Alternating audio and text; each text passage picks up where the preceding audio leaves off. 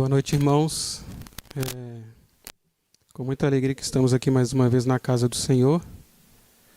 Hoje, para estudarmos um pouco mais da Palavra de Deus, recebi o convite do pastor para trazer um estudo nesta quarta-feira aos irmãos.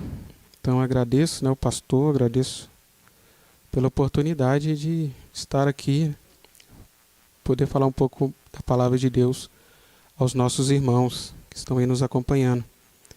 Que Deus esteja abençoando grandemente a vida de cada um.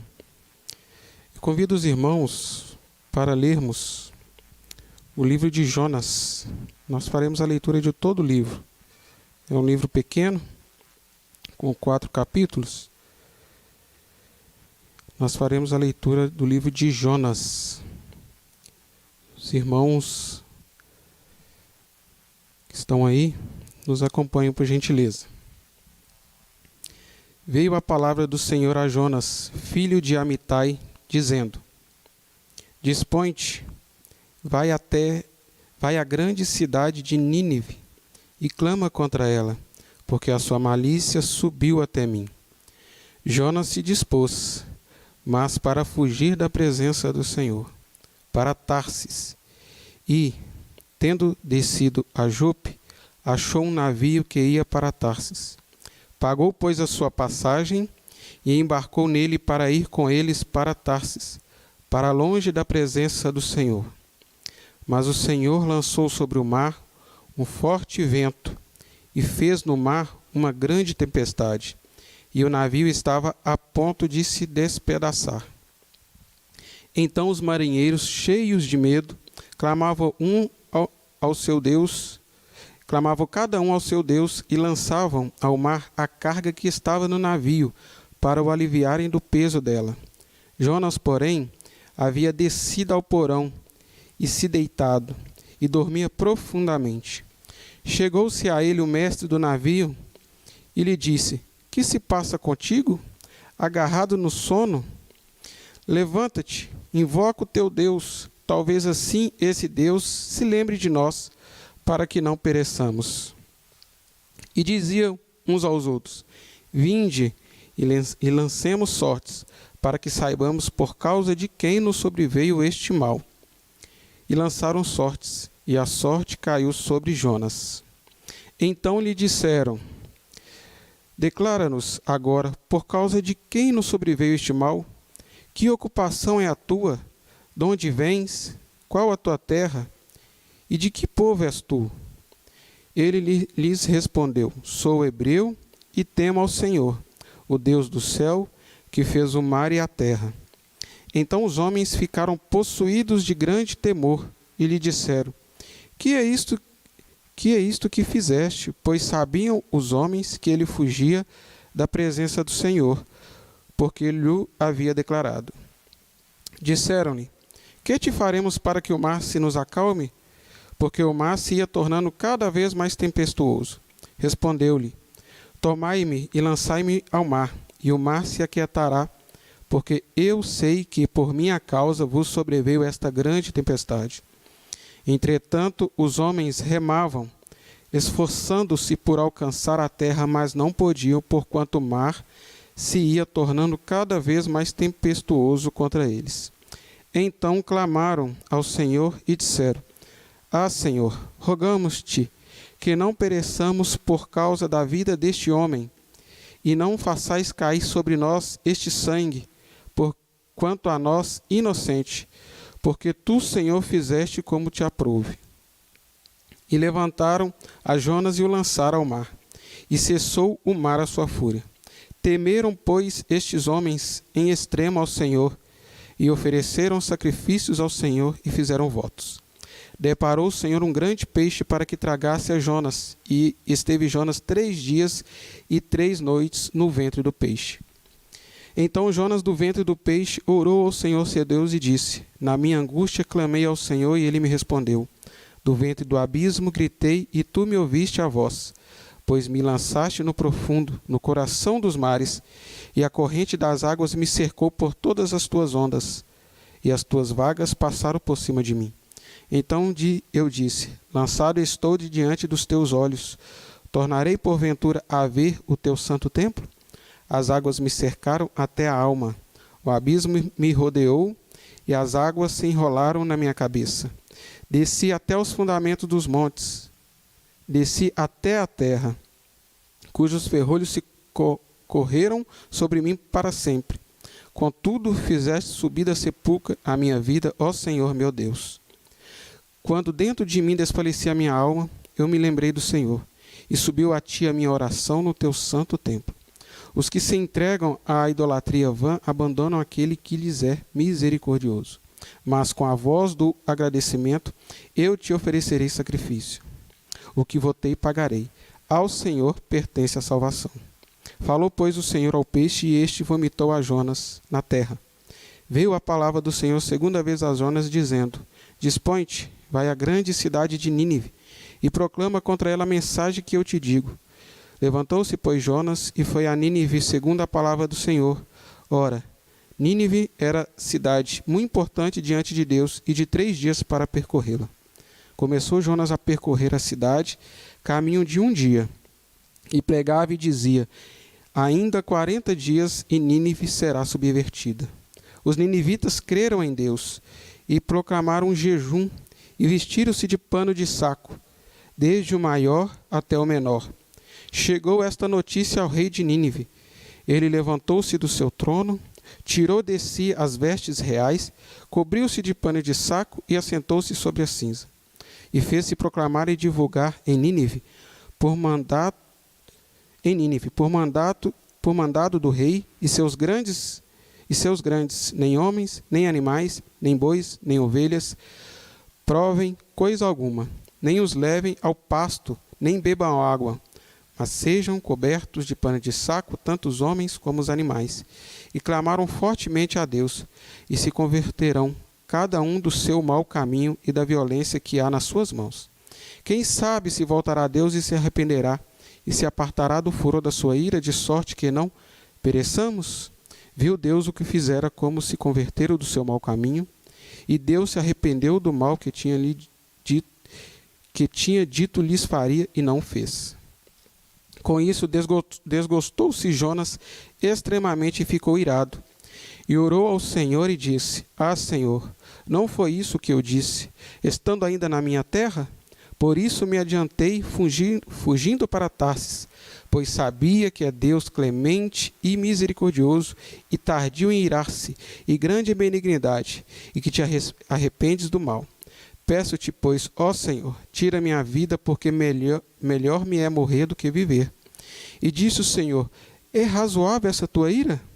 Então Jonas saiu da cidade e assentou-se ao oriente da mesma, e ali fez uma enramada e repousou debaixo dela, à sombra, até ver o que aconteceria à cidade. Então fez o Senhor Deus nascer uma planta, que subiu por cima de Jonas, para que fizesse sombra sobre a sua cabeça, a fim de o livrar do seu desconforto. Jonas, pois, se alegrou em extremo por causa da planta. Mas Deus, no dia seguinte, ao subir da alva, enviou um verme, o qual feriu a planta, e esta se secou. Em nascendo o sol, Deus mandou um vento calmoso oriental. O sol bateu na cabeça de Jonas, de maneira que desfalecia, pelo que pediu para si a morte, dizendo: melhor me é morrer do que viver. Então perguntou Deus a Jonas: é razoável essa tua ira por causa da planta? Ele respondeu: é razoável a minha ira até a morte. Tornou o Senhor: tens compaixão da planta, que te não custou trabalho, a qual não fizeste crescer, que numa noite nasceu e numa noite pereceu?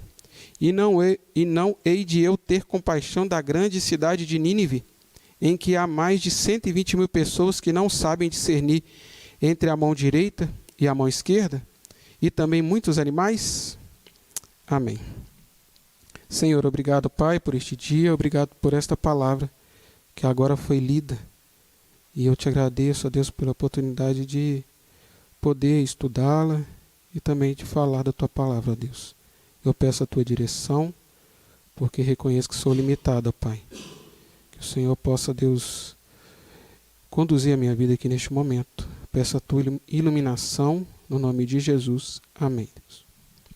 Irmãos, essa é a história de Jonas, né? Esses 4 capítulos. Introduzindo essa história, nós vamos ver que, além do livro de Jonas, não se tem muita referência dele. Nós podemos ver que em 2 Reis 2, 14, de 25 a 28, 24 a 28, faz-se uma referência de Jonas como filho de Amitai, que vinha de uma cidade chamada Gat-Hefer, em Israel. Jonas, quando em Israel, profeta ali, ele profetiza então que Israel viveria um período de paz e prosperidade sob o reinado de Jeroboão II, que foi o rei ali que mais reinou em Israel. Se eu não me engano, acho que 41 anos. Ele proclamou então que Israel viveria esse período de paz nas suas fronteiras, né, sem guerra, e de muita prosperidade, né, economicamente crescendo, a população crescendo também. Jeroboão também reconquistou, né, os limites territoriais ali ao norte de Israel, que foram perdidos na época de Salomão. Então, assim, é o que nós conseguimos ver, né, além do livro de Jonas, é o que fala sobre ele. Além também, quando Jesus, lá em Mateus, também faz uma referência de Jonas. Mateus capítulo 12. O mais provável é que este livro ele tenha sido escrito mesmo no reinado de Jeroboão II, ali por volta de 786 a 746 a.C. Nínive, né, geograficamente, né, para a gente ter uma ideia assim, da localização, Nínive estava a 800 quilômetros de Israel, ao leste de Israel, aproximadamente. E como curiosidade também, né, Tarsis estava a aproximadamente 3.000 quilômetros de Jerusalém, ali pelo mar Mediterrâneo. E assim, só para a gente situar mais ou menos, eu fiz um cálculo, só para os irmãos terem uma ideia. Eu não consegui fazer essa localização, né, entender mais ou menos essa distância, usando como referência Belo Horizonte. Então, eu usando Distrito Federal, a capital do Brasil, né, a capital de Brasília, é como se Distrito Federal fosse Jerusalém e Salvador fosse Nínive, que está ali aproximadamente 800, acho que dá até um pouco mais, mas é mais ou menos nessa linha, a distância, a localização a leste do Distrito Federal. E Tarsis, como se fosse Rio Branco, capital do Acre, do outro lado, do lado oposto de Nínive. Então, só para os irmãos terem uma ideia da distância. E interessante que 800 quilômetros de Jerusalém, naquela época não existia veículo como existe hoje, né, irmãos? Então, Jonas ou iria a pé, ou de burro, ou de camelo. Esses eram os meios disponíveis, né, naquela época de transporte. Então, embora esse livro seja claramente sobre o profeta Jonas, o autor dele é desconhecido. Não se tem uma referência de quem escreveu o livro de Jonas. Algo interessante também sobre o livro de Jonas é que ele não é um livro profético, né? Dos livros proféticos do Velho Testamento, esse de Jonas não é, porque ele é apenas uma narrativa, né? Ele é uma história ali das experiências que Jonas viveu. Então tem essa diferença dos demais livros, quando os profetas, né, os profetas menores e maiores, eles tinham a incumbência ali de profetizar ali como boca de Deus, né? E o livro de Jonas não. Ele traz essa diferença aí também. E a gente pode comprovar isso verificando que no livro de Jonas, não tem algumas expressões que há em alguns livros proféticos, como assim diz o Senhor, palavra do Senhor, né, como a gente vê em outros livros. E é interessante também que Jonas foi o único entre os profetas do Antigo Testamento que não falou à nação de Israel. Deus usou ele para falar a uma outra nação. Ele sairia de Israel para falar ali aos ninivitas, né? Esta foi a ordem de Deus para Jonas. Então, diferente dos demais profetas que falavam, né, como boca de Deus à nação israelita, Jonas saiu de Israel para falar a outra nação.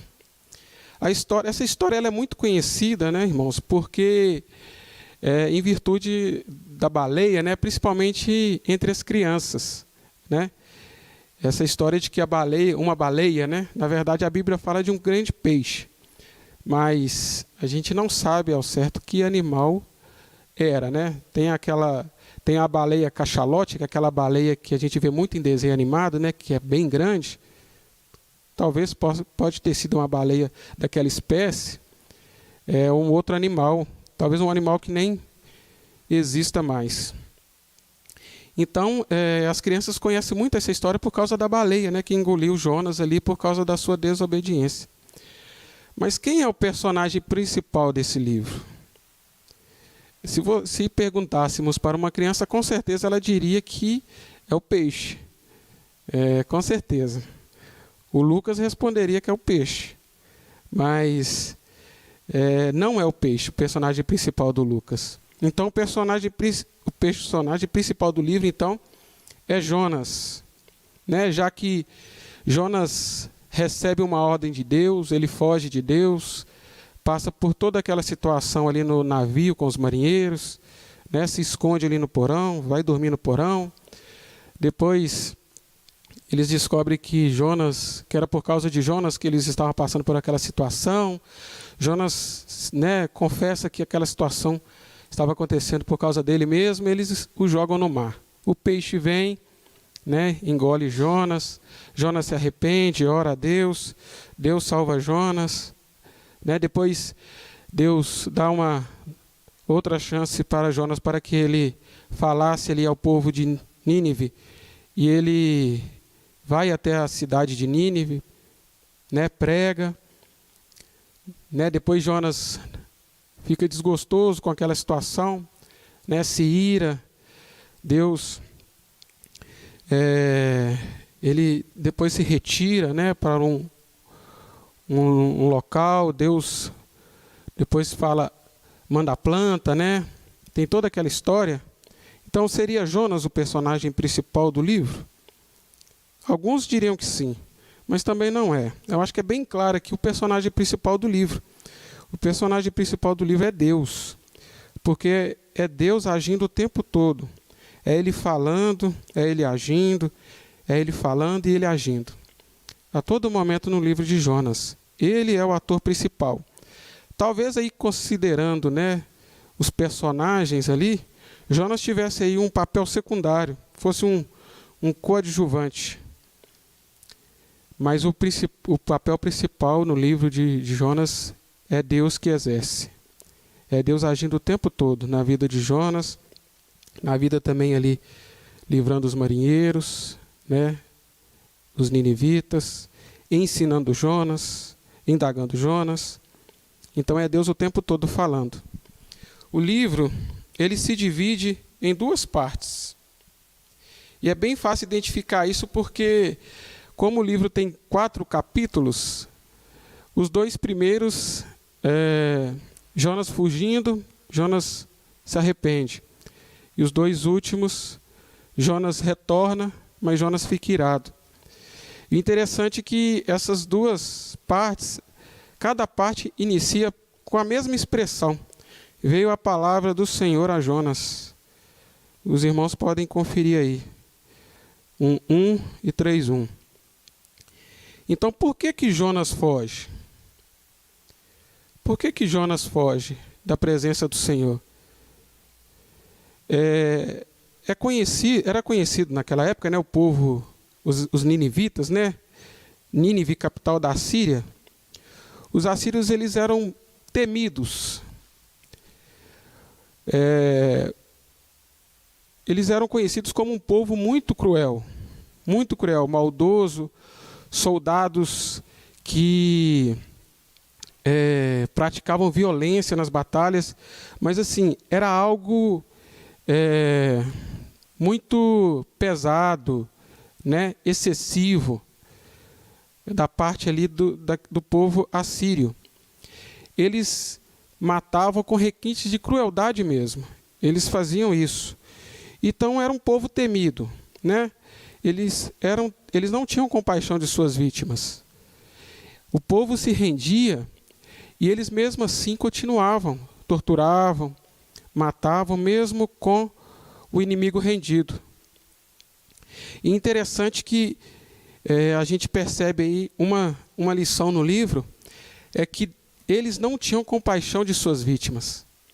Eles não tinham compaixão. Mas Deus teve compaixão deles, porque se arrependeram. Deus teve compaixão deles. Jonas, assim como muitos israelitas, né, possuía um sentimento muito nacionalista. Então, Jonas não concebia a ideia de que um outro povo poderia receber a salvação de Deus.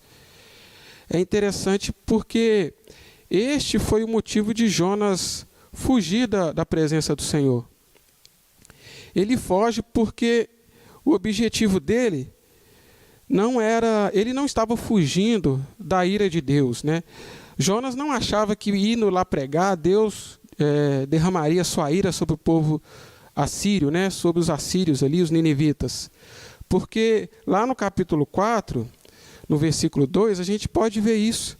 Quando ele ora pela segunda vez e fala assim, orou ao Senhor e disse, Senhor, não foi isso que eu disse, estando ainda na minha terra?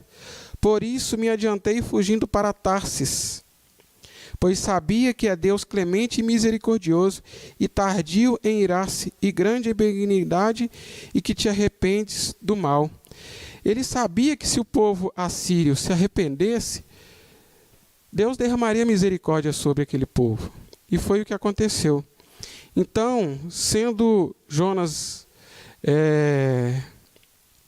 assim como alguns israelitas nacionalistas, né, tinha aquela ideia de que a salvação era para o povo de Israel, era para dentro, era algo fechado, e que essa salvação não poderia alcançar outros povos, principalmente os assírios, que eram conhecidos por sua crueldade, né, eram temidos, né. Então ele não concebia essa ideia. Jonas, então, ele não queria fugir da ira de Deus, mas de uma possível libertação do povo assírio. Então ele estava querendo fugir porque ele entendia que, ele pensava que Deus poderia dispensar misericórdia sobre a vida daquele povo. Por isso ele quis fugir. Partindo aqui continuando aqui no versículo 5 do capítulo 1, a gente vê algo interessante também. Os marinheiros percebem, né, que aquela tempestade não era algo normal. Porque normalmente o marinheiro conhece ali o seu ramo de trabalho. Ele sabe das adversidades que tem ali, dos perigos do mar, o que pode, na tempestade, o que pode ser feito, o que não pode ser feito. Mas a gente vê lá no versículo 5 que os marinheiros estavam cheios de medo. Ou seja, eles notaram que aquela situação que eles passavam ali não era algo normal. Havia algo estranho ali. Havia uma força muito grande por trás daquilo. Então é por isso que eles começam a clamar aos seus deuses, né? Porque o que eles tentavam fazer ali não adiantava. Eles tentaram jogar coisas no mar, carga, né, do navio, para aliviar ali o peso. Não conseguiram. Então eles começaram a clamar pelos seus deuses. E após ali clamando ao seu Deus, né, o mestre do navio, ali, o capitão, ele vai até onde estava Jonas. E o interessante é que, usando um termo assim, bem de fácil entendimento, o bicho estava pegando, né? Jonas deitado, num sono profundo, dormindo, como se nada tivesse acontecendo. Eu acho que ele estava tipo assim, querendo passar para as pessoas, olha, o problema não é comigo. Eu não tenho culpa de nada do que está acontecendo lá fora. O problema é em outro lugar, é com a outra pessoa, mas não é comigo. Mas então, o mestre do mar do navio acorda ele, né? Pergunta ele, agarrado no sono, ou seja, ele ainda estava dormindo, né? E todo aquele forte vento, né? Grande tempestade, coisas que deixaram os marinheiros morrendo de medo, e ele estava ali tranquilo, dormindo, né? Talvez até sonhando ali, não preocupado com o que estava acontecendo lá fora. Então eles lançaram sorte, e aí se descobre que o problema era Jonas, né? Então eles começam a investigam Jonas, né? Investigam ele, perguntam de onde ele veio, de onde vens, qual a sua terra, qual a tua ocupação, de que povo és, porque eles não entendiam o que estava acontecendo ali, né? Então, eles pedem um relatório do Jonas, né, para saber o que estava acontecendo. Interessante que, nessa passagem aqui, os marinheiros, caminhando aqui para o versículo 13, né, após, no versículo 12, na verdade, o Jonas ele reconhece que ele era o problema, né, depois de descobrirem que ele era a causa, né, quando a sorte cai sobre ele não tem outra saída, ele abre o verbo, né? Fala, olha, não tem jeito, o problema é comigo mesmo, a culpa é minha, tomai-me e lançai-me no mar, e o mar se aquietará, ele diz aos marinheiros. E é interessante que mesmo depois de Jonas falar com os marinheiros sobre isso, né? Reconhecendo que a culpa era dele, tem algo aqui que é interessante para a gente, porque a gente pode aprender também, é uma lição para a gente aqui. Primeiro, os marinheiros tiveram duas atitudes. Naquele primeiro episódio lá com Jonas, no navio, né, quando eles começam a lançar a carga ao mar. E nesse segundo episódio aqui, quando eles remavam, esforçando-se por alcançar a terra, mesmo sabendo que Jonas era o causador daquela tempestade. Eles ainda estavam tentando, por suas próprias forças, fazer com que aquela situação fosse resolvida. Mas a gente sabe, a gente pode aprender aqui, irmãos, que diante de Deus, nós somos totalmente potentes. A gente não consegue fazer nada diante do poder, da soberania de Deus. Então, mesmo sabendo, eles ainda tentam remar para alcançar a terra. Mas a tempestade ia ficando cada vez pior, porque Deus estava, olha, o problema ainda está no navio. Então, eles decidem lançar Jonas ao mar. Jonas, então, é lançado, né? A gente vê que lá ele se arrepende, ele ora. E eu acho que o mais interessante aqui, né? Toda a Bíblia é interessante, mas é o final da oração de Jonas, quando ele fala com Deus assim, ao Senhor pertence a salvação. Jonas se arrependeu, orou, e Deus salvou Jonas. Então, caminhando, a gente vai ver que há um contraste aqui, né? Porque Jonas foi salvo por Deus naquele momento, depois da sua oração, né, de arrependimento. Caminhando aqui, irmãos, qual que era o propósito de Deus, né, para o povo de Nínive, para os assírios? Ele pediu para que Jonas fosse até eles e pregasse a destruição da cidade. Jonas pregou, mas o povo se arrepende. O povo se arrepende e Deus atende esse arrependimento. Deus ouve o clamor daquele povo e revoga o seu castigo, né? Ele tira o seu castigo de sobre aquele povo. Interessante que Jonas fica irado com aquela situação, porque Deus salvou o povo. Mas antes disso, Jonas também foi salvo por Deus, do ventre do peixe. Mas mesmo assim, depois, Jonas fica irado porque Deus, usando de misericórdia, como usou com Jonas, salva aquele povo, o povo de Nínive, né, os assírios. E é até curioso porque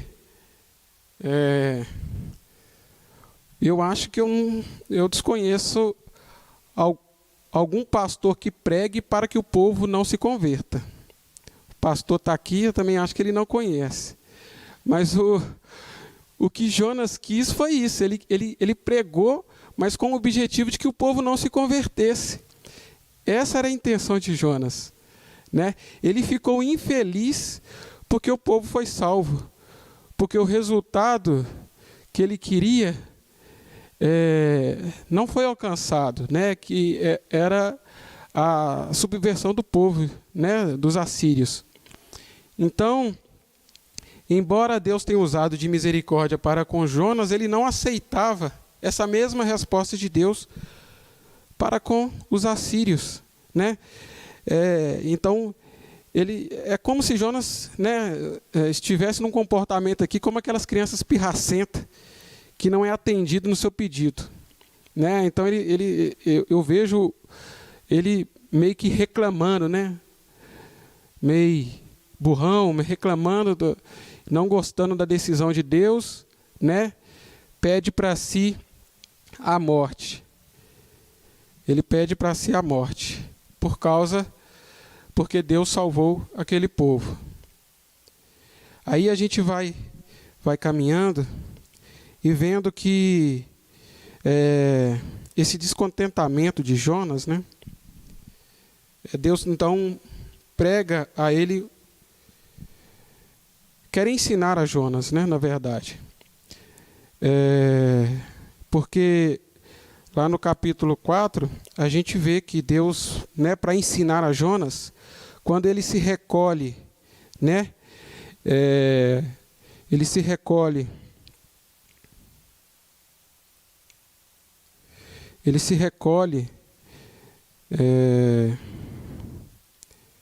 deixa eu só localizar aqui, irmãos.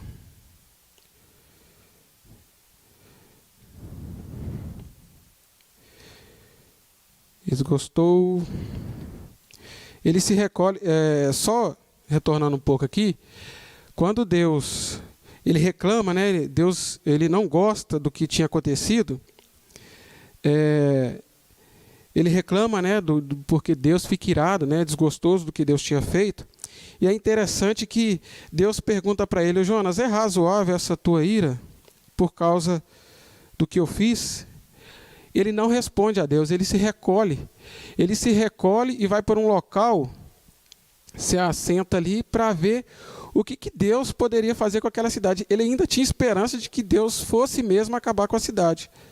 Mas Deus, ele é um Deus que não muda, né, irmãos? Ele é soberano, ele decidiu o que ele havia decidido, já estava ali definido por ele. Ele não ia voltar atrás. Então, Deus, para ensinar a Jonas, faz nascer uma planta, não é isso? A gente leu aqui. Essa planta ali traz um conforto para Jonas, né? Depois, Deus manda o verme para ferir aquela planta, né? E a planta morre. Então, Jonas fica, mais uma vez, com raiva por causa daquilo. E ele pede... Então ele pede novamente: melhor me é morrer do que viver. Aí Deus pergunta a Jonas: é razoável, Jonas, essa tua ira por causa da planta? Dessa vez ele responde: é razoável a minha ira até a morte. Ou seja, Jonas não teve misericórdia daquele povo, mas por causa da planta, né, como é que diz, que não custou nada para ele, ele fica irado. né? Jonas se contradizendo aí novamente. Então Deus fala com ele: olha, Jonas, e não eu de eu ter compaixão da grande cidade de Nínive, em que há mais de 120 mil pessoas que não sabem discernir entre a mão direita e a mão esquerda, e também muitos animais. Ou seja, por que Deus não teria compaixão daquele povo que se arrependeu? Né? Quando aqui fala mais de 120 mil pessoas que não sabem discernir entre a mão direita e a esquerda, está fazendo uma relação às crianças, né, daquele povo ali.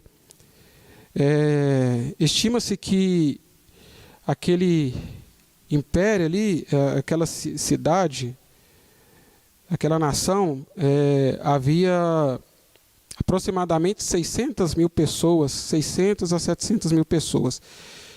E Deus tem compaixão daquele povo.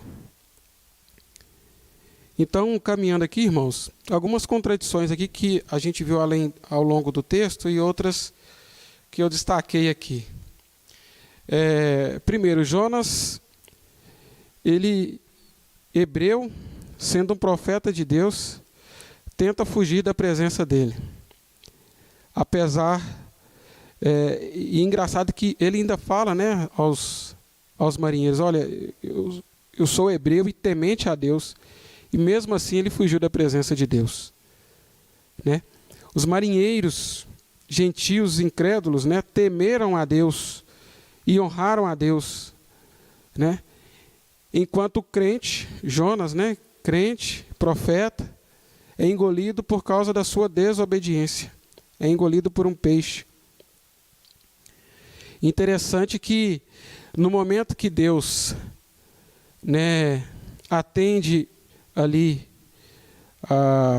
o clamor dos assírios, né, que eles são salvos, né, e vivem, Jonas, ele pede a morte, enquanto o povo assírio recebe a vida. A gente pode ver lá nos versículos, no capítulo 2, né, e no capítulo 4, 2 e 3, versículos 2 e 3. Jonas também, interessante, em sua primeira oração, ele pede a Deus para salvá-lo. Mas em sua segunda oração, o que ele pede a Deus? Ele pede a morte. A gente vê, né, tantas decisões estranhas de Jonas, né, como se ele estivesse na contramão do que Deus fazia mesmo. Deus fazia algo, ele ia para o outro lado. Deus fazia outra coisa, ele ia contra, né? Jonas então estava ali na contramão de tudo que estava acontecendo ali, né? Jonas foi salvo de morrer afogado, como eu disse anteriormente, né, porque Deus mandou o peixe para salvá-lo. Mas ele não aceitava a salvação dos ninivitas, dos assírios. Então, assim, o que a gente pode aprender com o livro de Jonas? O domínio de Deus sobre todas as coisas. A gente pode aprender porque Deus tem o domínio sobre todas as coisas. Engraçado que Jonas declara isso, né? Que Deus é soberano, é o Deus do céu, do mar e da terra. E então o vento obedece a Deus, a gente vê isso no livro, né? O vento, o mar, os marinheiros se voltam para Deus, né? O peixe também obedece a Deus, né? O verme que Deus manda ali também, os ninivitas também, né, se arrependem e clamam a Deus, porque Deus é soberano e Ele tem o domínio sobre todas as coisas, irmãos. A gente não pode esquecer disso. E o único ali, naquele contexto, que, né, apesar de depois ter ido a Nínive, mas que até então estava, né, a gente vê as passagens de que ele estava indo contra Deus, é Jonas, o profeta, né? Se desobedecendo a Deus, se irando contra Deus. Então a gente aprende com isso, irmãos, que a desobediência a Deus, ela nos leva a um abismo. Assim como levou Jonas, né? Lá no capítulo 2, a gente vê isso. Pois me lançaste no profundo, no coração dos mares, e a corrente das águas me cercou, todas as tuas ondas e as tuas vagas. O pecado faz isso, irmãos.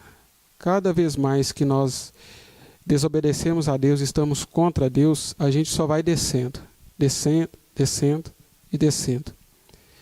E só há um jeito de a gente sair de lá, com arrependimento, com contrição, com reconhecimento de que você precisa mudar. Só dessa forma. A gente percebe que o pecado de Jonas também afetou, né, os marinheiros ali, né, levaram eles a passar por aquela situação de quase morte, não é verdade? O pecado faz isso em nossas vidas, né? O pecado faz mal àquele que pratica e faz mal também àqueles com quem ele se relaciona, não é verdade? Então, é necessário arrependimento e confissão, irmãos. E nem todos, né, terão uma segunda chance como Jonas teve. Né? Jonas teve uma segunda chance. Ele orou, Deus o salvou. Né? Como a gente vê lá, Moisés, né, desobedecendo a Deus e não tendo essa segunda chance. Jonas teve uma segunda chance. E mesmo assim, depois de ter uma segunda chance, ainda se ira contra um ato de Deus. O que a gente pode aprender aqui também é que Jonas, ele ama mais as coisas do que as pessoas. Ele se importou mais com a planta do que com os ninivitas, né? E o que Deus nos ensina, e que a igreja, ela é para isso, né? É para as pessoas, é para amar as pessoas, né? A gente vê, né, o tema da nossa igreja esse ano é um tempo de semear, não é verdade? E esse semear é para alcançar pessoas, né? Não coisas, animais, nada disso, né? Nós semeamos para alcançar pessoas. A ordem de Deus é de ir e pregar o evangelho a pessoas, né? E não a outras coisas. Deus não odeia as pessoas que odiamos. Deus não pensa como você. Interessante, até uma experiência particular, porque né, quem nos acompanha aí, talvez, eu não sei se todos que estão nos acompanhando me conhecem, eu sou policial militar, e Deus nos ensina aqui que Ele ama os nossos inimigos. Assim como amou o povo assírio ali, né, atendendo o clamor daquele povo, a gente precisa entender isso também, irmãos, porque Deus ama os nossos inimigos. E como eu trabalho nesse meio da criminalidade, a gente tem que vigiar muito, né? Porque senão a gente acaba desejando algo para uma pessoa e não é o que Deus ensina para a gente. Deus nos ensina que a gente deve amar. A justiça cabe a Ele, né? A vingança cabe a Ele. O nosso dever é pedir o bem da pessoa, né? Para que a pessoa se converta, né? Se não se converteu, o destino dela está traçado. A gente tem que colocar, o mais importante é a gente colocar na mão de Deus, né? Porque Deus não odeia os nossos inimigos, né?